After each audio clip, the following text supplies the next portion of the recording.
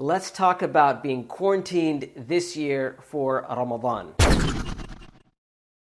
Okay, to start off with, there's a few things that we need to understand and frankly to come to terms with. We have to accept that this Ramadan is going to be different. But you know what? That's okay. Yes, we're facing certain challenges this Ramadan that we did not face in previous years. But like all challenges, this challenge comes with its own unique blessings. Sometimes it's just a matter of taking the time to figure out and to realize and to contemplate what those unique blessings are. And because of those unique blessings, this Ramadan can actually be your best Ramadan ever. So I want you to first of all make that intention. Make the intention. Say to yourself, this will be my best Ramadan ever. Now that we have that intention, I have 5 tips for you to help you make this your best Ramadan ever, inshaAllah ta'ala. Number 1, have a game plan. What do I mean by that? Well, what I mean is make a plan for yourself, make a schedule for yourself. I mean, literally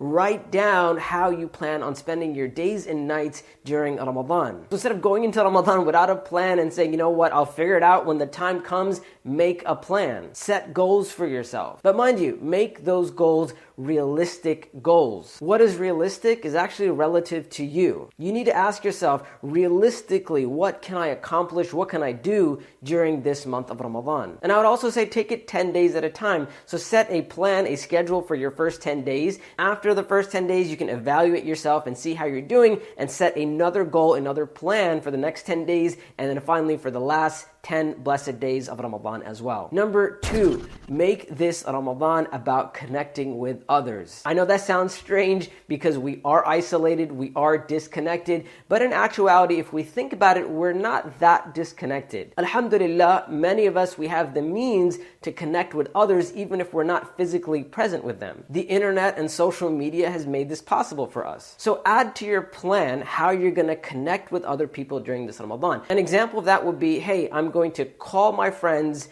every morning to wake them up for suhoor. Or I'm going to have an online meeting with 4 or 5 of my friends 20 to 30 minutes before iftar. We're going to get together, we're going to talk about how our day went, and we're going to remind each other to make dua in that blessed time. It's just about being creative this year and figuring out how we're going to connect with others. And part of our Ramadan experience, yes, it is about being and connecting with other people. Number 3, since we're talking about the internet, we have to say, use the internet to help other people. As you may know, Ramadan is not just about ourselves, it's about helping those who are in need as well. So take a few moments to really think about how you can contribute to the world, how you can help those who are needy this Ramadan, even though you may not be able to leave your house. Maybe it's an online campaign that you want to start. Maybe there's a charity organization that you can assist online. Once again, we have to be creative about this and really take the time to consider how we're going to get the best out of this Ramadan. Number 4, other people need help, but you need help as well. So lean on those who are with you, who may be in your house, whether it's your spouse or your children or your siblings, whoever's there,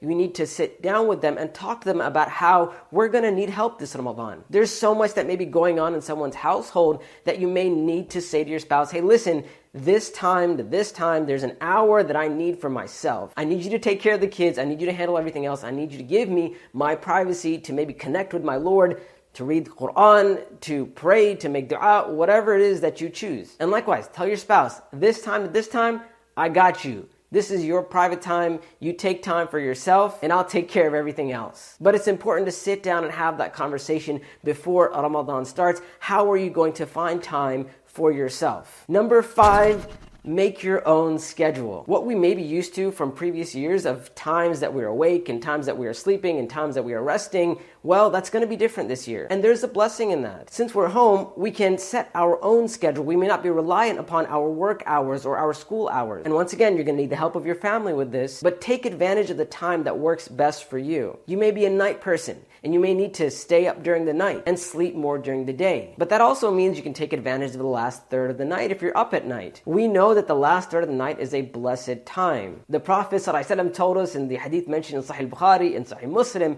that Allah subhanahu wa ta'ala comes down to the lowest heaven during the last third of the night and says, "Man yad'uni fa'astajib lah." Who calls upon me? Who is making dua to me so that I may answer their dua? "Man yas'aluni فأعطيه. Who asks of me, so that I may give them that which they ask. من يستغفرني فأغفر له. Who seeks my forgiveness, so that I may forgive them. So this may be the year that you could possibly stay up the whole night, or half of the night, or at least the third of the night, because you're making your own schedule. Once again, it's about taking advantage of those unique blessings that come with these trials and these challenges. So those are 5 tips that I have for you to make this your best Ramadan ever. But I also want to hear from you. What tips do you have for me and for everyone else?